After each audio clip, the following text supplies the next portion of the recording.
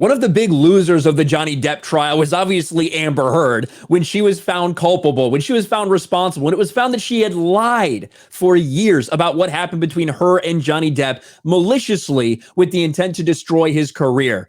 But another big loser is the mainstream media, because nobody was turning to them for information because they've been covering this up. They've been siding with Amber Heard for the past several years. Why would anyone believe anything they have to say now and let them try to spin their narrative?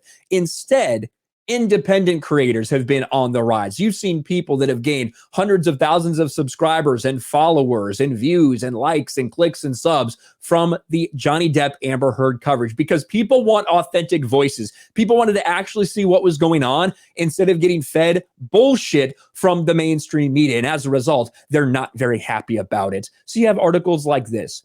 Who won the Depp Heard trial? Content creators that went all in. And what this hit piece is really all about is about Taylor Lorenz, who's been in the news recently for being a fake victim idiot herself. But Taylor Lorenz wants to show people how much money people are making from this. She wants to go after the platforms, allow people to make this much money by covering the Johnny Depp and Amber Heard stuff. The implication being that they turned the tide publicly for Johnny Depp. That's what they want you to believe with these articles.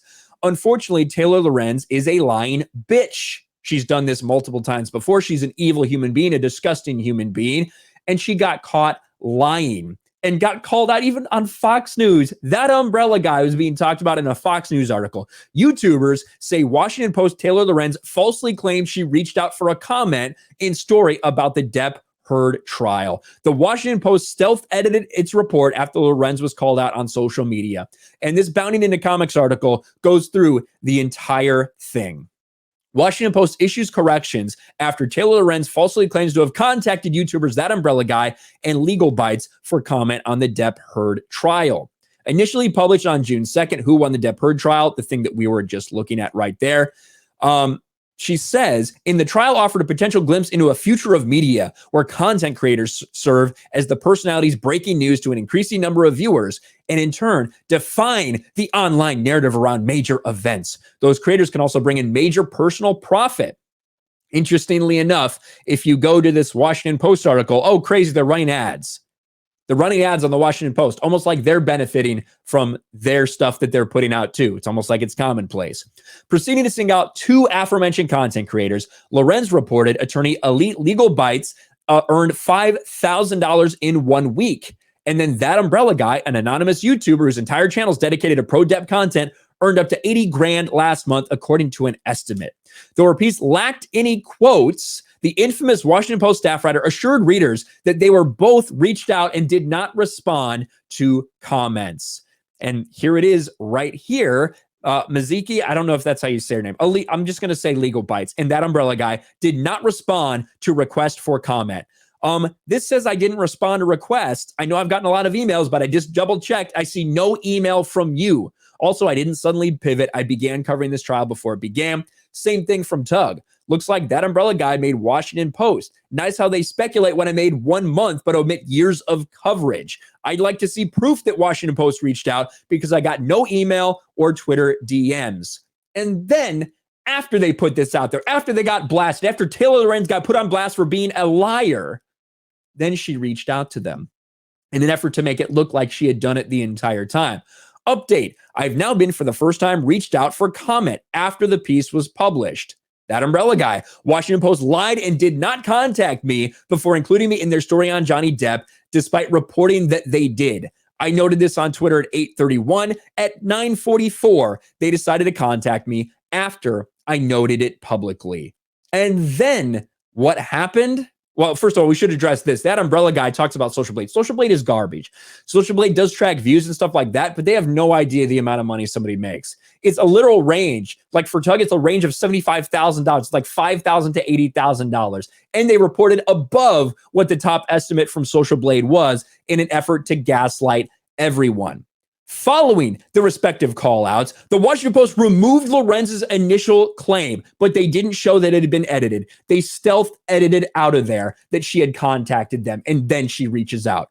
The mainstream media are the enemy of the people. They are literal pieces of human garbage. And then Taylor Lorenz, the person who docs lives of TikTok, the person who's been a disgusting individual, she takes it to a whole nother level. She puts this out.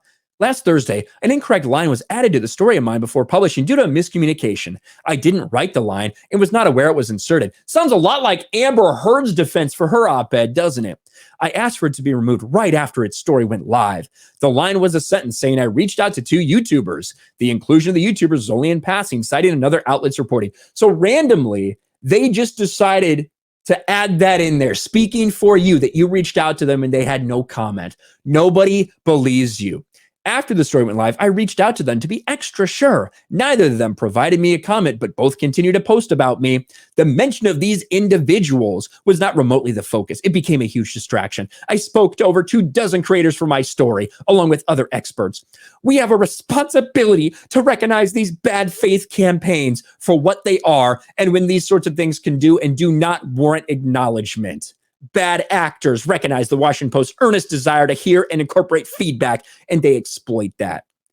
Taylor Lorenz, even afterwards, they still got it wrong. Even after they edited, they said, oh, they actually asked Legal Bites on Instagram. No, Taylor Lorenz is a dogshit reporter. She is lying and playing the victim, and now she's gone protected because she's too cowardly to answer for what she's done.